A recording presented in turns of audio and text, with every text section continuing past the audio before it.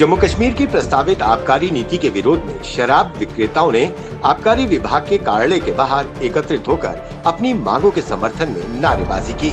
जम्मू जिले के अलावा अन्य जिलों से भी आए विक्रेताओं ने इस प्रदर्शन में शिरकत की। शराब विक्रेता आबकारी विभाग की प्रस्तावित नीति को खारिज करने की मांग कर रहे थे। उन्होंने अपनी इस मांग के समर्थन में विभाग के आयुक्त को ज्ञापन सौंपा। इस दौरान पत्रकारों को संबोधित करते हुए जम्मू वाइन ट्रेडर्स एसोसिएशन के प्रधान सरदार चरणजीत सिंह ने बताया कि प्रस्तावित आबकारी नीति पर आपत्तियां दर्ज करवाने के लिए विभाग ने अंतिम तारीख 13 मार्च की थी।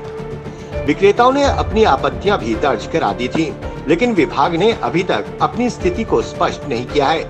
उन्होंने कहा कि नीलामी प्रक्रिया को तुरंत खारिज किया जाए और जिस प्रकार से पहले लाइसेंस के आधार पर वो दुकानें कर रहे थे, उनके आधार पर ही उन्हें काम करने दिया जाए।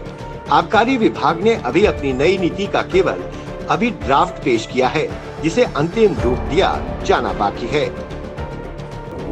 जम्मू कश्मीर की प्रगति की बात होने वाली थी, डेवलपमेंट की बात होने वाली थी, परंतु नई नई पॉलिसीज को निकालकर जम्मू कश्मीर पर जो है एक दबाव सा बनता जा रहा है। अगर जम्मू कश्मीर के वाइन ट्रेडर्स की बात करें तो उनके लिए एक्साइज एंड टैक्सेशन डिपार्टमेंट की तरफ से एक नई पॉलिसी का गठन कर दिया गया है और उसके बाद से ही इनमें एक गुस्सा और रोष है कि किस तरीके से इनके परिवार चलेंगे, क्योंकि जब इन्हें लाइसेंस बांटे गए थे तो तब इनके साथ जो है कई सारी बातें की गई थी, परंतु आज जो है इन पर भी गाज गिरा दी गई है। और बात करेंगे सर, जिस तरीके से अगर बात करें तो डेवलपमेंट की बात होने वाली थी, लगा था कि जम्मू कश्मीर में प्रगति होगी, पर उल्टा देखने को मिल रहा है। जम्मू कश्मीर में जो लोग हैं जो ऑलरेडी काम कर रहे हैं, बिजनेसमैन है, अब उसे सफर करना पड़ रहा है। क्या मैडम ऐसा है, पहले तो आपका बहुत बहुत शुक्रिया जो आपने अपना टाइम निकाला, आज आप यहाँ आए हमारी बात रखने के लिए। ऐसा है, जब यूटी बनी थी ना, जम्मू कश्मीर को जब यूटी बनाया गया तो सबके दिमाग में यही एक बात थी कि अब बहुत ज़्यादा डेवलपमेंट होगी, लोगों को रोज़गार मिलेगा,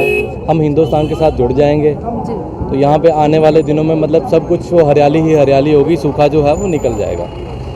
तो पहले 2, 4, 6 महीने 8 महीने तो लोगों को पता ही नहीं चला कि हो क्या रहा है। उसके बाद जब ये पिक्चर क्लियर होना शुरू हुई है तो उसके बाद आप देख ही रहे हैं कि आए दिन कोई ना कोई अपनी ग्रीवेंसेस लेके आपके ही माध्यम से वो लोग आगे आ जाते हैं कि हमें ये परेशानियाँ आ रही हैं, हमें ये परेशानी आ रही है, हमें ये परेशानी आ रही है। अब अपनी बात रखते हैं तो हम लोगों को इस ट्रेड में काम करते हुए, मुझे आज 20 साल हो गए इस ट्रेड में काम करते हुए। जब हम लोग इस ट्रेड में आए थे, जब हमें लाइसेंसेस मिले थे, तो हमें ये कहा गया था कि आपको ये शराब का जो लाइसेंस मिलेगा, इसके लिए आपको एक एफिडेविट देना पड़ेगा लिख के कि आप लोग और कोई सरकारी नौकरी में नहीं जा सकते। हमने भी दिया, क्योंकि हर बंदे को रोज़गार चाहिए, एम्प्लॉयमेंट चाहिए। कोई भी नहीं चाहता कि मैं एम्प्लॉय ना रहूँ या मेरी फैमिली में मतलब आगे पीछे उन लोगों को घूमना पड़े अपनी रोटी रोज़ी के लिए। हम लोग काम कर रहे थे। ऐसा क्या हुआ सरकार में अभी हमें समझ नहीं आ रही है। जो ये नई ई ड्राफ्ट पॉलिसी आई है, इसमें हमारी जो लाइसेंसेस है हमसे छीन के तो किसी माफिया ग्रुप को या बड़े बड़े एम्पायर वाले लोगों को वो दिया जा रहा है। जब हमें ये मिले थे उस टाइम पे हम लोग जो थे वो अनएम्प्लॉयड थे, तो आगे इस ट्रेड में घुस गए हम लोग आके। आज 20 साल के बाद सरकार हमें बोलती है कि आपको अपने काम की ई बिडिंग देनी पड़ेगी, जो हम में से मुझे नहीं लगता कि 2, 4, 5 बंदों के अलावा कोई और इस ट्रेड में रहेगा बना हुआ। अगर आज ये ई बिडिंग वाला फार्मूला जो सरकार अडॉप्ट करने जा रही है, अगर ये फार्मूला अडॉप्ट हो जाता है तो हम लोग जो हैं वो अपने कारोबार से बेरोज़गार हो जाएंगे। ठीक है, इकॉनमी की जो हालत है, हम लोग आने वाले दिनों में कोई भी नया कारोबार शुरू नहीं कर सकते, क्योंकि हम लोगों को हर एक बंदा अपने काम में निपुण होता है। जो कपड़े का व्यापारी है वो कपड़ा बेचना जानता है, जो अपना क्या बोलते हैं इसको दवाई वाला है वो दवाई का काम अच्छे से कर सकता है। लोगों ने अपने आप को उस हिसाब से बनाया होता है कि हम ये काम कर सकते हैं। अब 20 साल मैडम हमने शराब का काम किया है, आज हमें अगर यहाँ से बाहर निकाला जाता है तो हम लोग कहाँ जाएंगे? क्योंकि अगर अब एज की बात करें, एज भी हो चुकी है, नौकरियां कहाँ से मिलेंगी, परिवार किस तरीके से चलेगा, कई सवाल उठ रहे हैं। और इस पर हमने अगर बात करने की कोशिश की किसी से भी, तो उनका कहना है कि ये नई पॉलिसी जो है फ्रेम की जा रही है, इससे डेवलपमेंट होगी। भाई डेवलपमेंट कहाँ से होगी जब कई परिवार जो है वो सड़कों पर आ जाएंगे? देखिए मैडम, ऐसा है, इस ट्रेड के साथ जो अभी तक जुड़े हुए लोग हैं वो 30 से 45 हज़ार के बीच में जो हमारी है, एग्जैक्ट फिगर हमारे पास नहीं है, क्योंकि जो लोग इस कारोबार से जुड़े हैं वो 45 हज़ार के करीब बैठते हैं आके। अगर वो लोग बेरोजगार हो जाते हैं तो एम्प्लॉयमेंट आई कहाँ पे? आपने किसको एम्प्लॉय किया? जो लोग काम कर रहे थे, मैं अपनी बात करता हूँ, मैं बेरोजगार हो रहा हूँ तो मेरे को एम्प्लॉयमेंट कहाँ मिली? मेरे साथ में कितने लोग जुड़े हैं जो हमारे पास लड़के काम करते हैं, उनकी फैमिली यहाँ से पल रही है। हमारे आस पड़ोस में जो छोटी छोटी दुकानें चल रही हैं वो हमारी ही दुकान के सिर पे चल रही हैं, वो लोग भी बेरोजगार हो जाएंगे। तो एम्प्लॉयमेंट तो रही नहीं, जनरेट तो हुई नहीं। बात तो एम्प्लॉयमेंट जनरेशन की चल रही है ना, एम्प्लॉयमेंट तो जनरेट हो ही नहीं रही है। यहाँ तो यही कहा जा रहा है कि हम एम्प्लॉयमेंट दे रहे हैं, लोग चाहे सड़कों पर दिखे रहे हैं, प्रदर्शन कर रहे हैं, उससे कोई मतलब नहीं है। बट अगर बात की जाए सेंटर में बैठे हुए मोदी सरकार जो है वो यही कह रही है कि जम्मू कश्मीर जो है अब जो काफ़ी ज़्यादा आगे निकल रहा है। देखिए मैडम, ऐसा है, इस चीज़ में प्रधानमंत्री जी को डायरेक्ट इन्वॉल्व करना ये कहीं की बात नहीं है, ये तो मतलब गलत बात है, क्योंकि वो कोई पॉलिसी फ्रेम नहीं करते हैं। पॉलिसी फ्रेम करने वाली लोकल एडमिनिस्ट्रेशन है, ठीक है। लोकल एडमिनिस्ट्रेशन को मतलब एलजी साहब से हमारी ये दरख्वास्त है, आपके पास और मार्केट्स पड़ी हैं एक्सप्लोर करने के लिए, शराब की दुकानें आपको देनी है, आप दीजिए, हम लोग नहीं मना कर रहे हैं, लेकिन एटलीस्ट जो लोग पुराने काम कर रहे हैं उनको ना छेड़ा जाए। हमारी सिर्फ यही हमारी एक फैमिली के पास एक लाइसेंस है, दूसरा लाइसेंस हमारे पास नहीं है। तो हम लोगों की यही डिमांड है कि एलजी साहब से, आपके माध्यम से ये डिमांड रखते हैं अपनी हम लोग कि मतलब हम लोगों का जो रोजगार है ये नहीं छीना जाए, हम जैसे चल रहे हैं उसी पॉलिसी में हमें चलने दिया जाए। धन्यवाद। सर, जिस तरीके से अगर बात करें तो जब ये कोविड का टाइम था, सबसे पहले आपकी दुकानों को खोलने की परमिशन दी गई थी और साथ ही साथ ये भी कहा गया था कि इससे इकोनॉमी जो है रिवाइव होगी। आज वो सवाल नहीं दिख रहा कि इकोनॉमी रिवाइव होगी, उल्टा आप लोगों के कारोबार को बंद किया जा रहा है। क्या अब इकोनॉमी पे फर्क नहीं पड़ेगा? डेफिनेटली पड़ेगा मैम, इकोनॉमी पड़ेगा ही पड़ेगा। और आप देखिए, जैसे ये कह रहे हैं कि इससे रेवेन्यू जनरेट होगा, तो रेवेन्यू कैसे जनरेट होगा? ये कुछ ऐसा ही है कि विद इन द स्टेट 40,000 लोगों का रोज़गार छीन के 3-4 लोगों को दिया जा रहा है, तो उसमें रेवेन्यू जनरेशन तो है ही नहीं। ये साफ साफ दिखाई दिया जा रहा है कि ये कार्टलाइजेशन हो रही है, लिकर माफिया यहाँ से जनरेट हो रहा है और कुछ नहीं हो रहा है। कंट्रोल इनके पास रहेगा नहीं, क्योंकि जो भी बिडिंग के थ्रू आएगा उसने 1 साल के लिए आना है, लास्ट मंथ में अपना सारा गेम खत्म करके निकल जाना, वो अकाउंटेबल नहीं है। वेयर एज जो रेगुलर लाइसेंसेज हैं वो अकाउंटेबल है, उनके साल दर साल चल रहे हैं। वो बेचारा वैसे ही डरा होता है, क्योंकि जैसे कि हमने पहले भी कहा, ये ट्रेड हमारी रोजी रोटी है। It is not some bidding trade, हम यहाँ पे इसको रोजी रोटी की तरह चला रहे हैं। तो obviously it is much more efficient then that one. जहाँ जहाँ पर बिडिंग हुई है वहाँ पर स्कैम्स हुए हैं, वहाँ पर माफिया जनरेशन हुई है, वहाँ पे इलिसिट लिकर से डेथ्स हुई हैं। देखिए, आप आंकड़े उठा के देख लीजिए, जम्मू में आज तक कभी इलिसिट लिकर से किसी की मौत नहीं हुई है, लेकिन अब मौत का तांडव होगा, यहाँ ड्रग्स का तांडव होगा, क्रिमिनलिटी का तांडव होगा। क्या लगता है कि इसमें एडमिनिस्ट्रेशन जानबूझकर इस तरीके से जो माफिया है उसे इन्वॉल्व करने की कोशिश कर रही है? क्या इससे एडमिनिस्ट्रेशन को कुछ फायदा होने वाला है कि जो इस तरीके के कदम उठाए? एडमिनिस्ट्रेशन को तो नहीं मैम, लेकिन 3-4 लोगों को तो फायदा जरूर होने वाला है। ये तो साफ साफ दिखाई दे रहा है, क्योंकि अगर आपको रेवेन्यू जनरेट करना है तो आप डोमिसाइल एक्ट इसमें क्यों डालेंगे?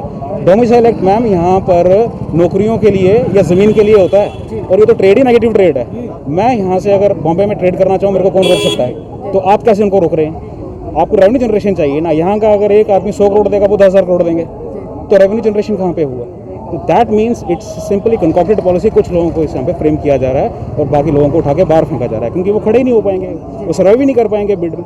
तो दैट्स हमारी यही गुहार है गवर्नर जी से कि वो प्लीज़ कृपा करके जो एग्जिस्टिंग लाइसेंस हैं उन्हें रिन्यू करें, और नए लाइसेंसेस जहाँ पर भी देना चाहें उनको ई बिड पे लगा दें। उन्हें खुद ब खुद पता लग जाएगा कौन सा सिस्टम एफिशिएंट है, और जितना भी वो टैक्सेस लगाना चाहें वो लगाएं। किसी ने भी मना थोड़ी ना किया, रेवेन्यू आप जनरेट करिए, आप सेल्स के अकॉर्डिंगली टैक्सेस लगाइए, we are ready for it. इस तरह से मत चलिए। सर, जिस तरीके से अगर बात करें तो यहाँ पर यही एक सवाल उठ रहा है कि इसमें एक बड़ा माफिया जो है वो इन्वॉल्व होता हुआ नजर आ रहा है। अगर आप लोगों की बात करें, आप लोग सफ़र होने वाले हैं, आपके परिवार, आपके साथ काम करने वाले बहुत सारे लोग सफ़र होने वाले हैं। किस तरीके से सारी चीज़ें मैनेज होंगी? आज आप एक्साइज एंड टैक्सेशन डिपार्टमेंट भी पहुँचे हैं, क्या यहाँ पर करने वाले हैं? अगर ये मांगें नहीं पूरी होती है, जिस तरीके से आप दोबारा से इन्हें रिवाइव करने की बात करें, नहीं पूरी होती तो क्या करें? यहाँ पे 30,000 से 40,000 लोगों का मामला है। जब हमें लाइसेंस दिया गया था, हमें यही बोला गया था कि आप कोई नौकरी के लिए अप्लाई नहीं कर सकते। इसका मतलब है उन्होंने हमारे हाथ काट के अपने पास ले लिए कि अब तो उम्र भी हो गई है, उम्र भी हो गई है, और अपनी फैमिली को कैसे पालना है। अब हमें हमारे को यही नहीं, अभी ये सोच के यही परेशानी आ रही है कि आगे हम करेंगे क्या। मेन जब हम कोरोना के टाइम इन्होंने सेस लगाया, हमें इन्होंने बोला आप हमारी बाजू हैं, आप पैसा इकट्ठा करके दो। लोगों के सामने कोरोना के टाइम में हम अपनी जान पे जोखिम करके बाहर खड़े होकर लाइनों में इन्होंने लगवाई, और हम जो 500% इकट्ठा किया है वो अगले दिन विद इंटरेस्ट इन्होंने सारा कुछ हमारे से ले लिया। हमारा मार्जिन उसमें नहीं था, लेकिन लोगों को लगा कि इन्होंने इतना पैसा इकट्ठा कर लिया। चार दुकानें खोली, पहले लोगों के सामने 1-1 किलोमीटर लाइन लगवा दी। उससे यही लिखता है कि ये प्री प्लान्ड है सारा कुछ, ये सब कुछ प्री प्लान्ड है। इससे हमारी फैमिलियों को, कोई हमारी फैमिली तो सड़क पे आ जाएंगी, कोई इसमें हमारा भला ही नहीं है। अगर अब ये मांगे नहीं पूरी होती हैं, जो आप लोग रिवाइवल की बात कर रहे हैं, दोबारा से जो आपकी दुकानें हैं उन्हें खोलने की बात करें, अगर नहीं खुलती हैं तो क्या करेंगे? मैम नहीं खुलती है तो सड़कों पे ही है, हम क्या कर सकते हैं? और सरकार के आगे गुहार ही है कि हमारी इस हालत को देखें। हम कोई माफिया तो है नहीं, एक एक दुकान है एक एक आदमी के पास, उसका गुजारा कैसे चलेगा? या नौकरी दे दो हर एक बंदे को, एक एक परिवार के आदमी को नौकरी दे दो, हम हट जाते हैं पीछे, हमें कोई प्रॉब्लम नहीं। पर ये क्या है कि 300 आदमी का 300 का घर का गुजारा आप छीन के कुछ आइंदा 4-5 लोगों को दे रहे हो। या तो आपने हमारा मार्जिन एक फिक्स किया था 4% या 5%, उसमें घर का गुजारा ही चलता है। किसी का के पास करोड़ों रुपए नहीं इकट्ठे हुए क्योंकि ताकि हम बोली में पार्टिसिपेट कर सकें, हम नहीं कर सकते। कोई भी हमारे में से पार्टिसिपेट नहीं कर सकता आज की डेट में। हम यही आपके माध्यम से सरकार को यही बोलना चाहते हैं कि इस पे पुराने रिव्यू किया जाए और हमारे हालात देखे जाए और हमारे से। Thank you so much. और यहाँ पर हमारे साथ कुछ वाइन ट्रेडर्स थे जो लगातार अभी यही गुहार लगा रहे हैं एलजी एडमिनिस्ट्रेशन से कि जल्द से जल्द जो ये पॉलिसी बनाई गई है, यानी कि ई बिडिंग, ई टेंडरिंग की जो पॉलिसी बनाई जा रही है उसे वापस ले लिया जाए। अगर ये पॉलिसी फ्रेम कर दी जाती है और यहाँ पर लागू की जाती है तो इससे जो ये ट्रेडर्स हैं इन्हें काफ़ी ज़्यादा नुकसान झेलना पड़ेगा। इनके साथ साथ इनके परिवार और इनके साथ काम करने वाले जो हैं सड़कों पर आ जाएंगे। अब देखना ये होगा कि किस तरीके से एलजी एडमिनिस्ट्रेशन जो है कदम उठाती है, क्योंकि कहीं ना कहीं लगातार प्रगति की बात होने वाली थी, परंतु वो प्रगति के बाद जो है अब कुछ उल्टी ही तस्वीर जम्मू कश्मीर में सामने आ रही है। तो बने रहें दी अर्थ न्यूज़ के साथ।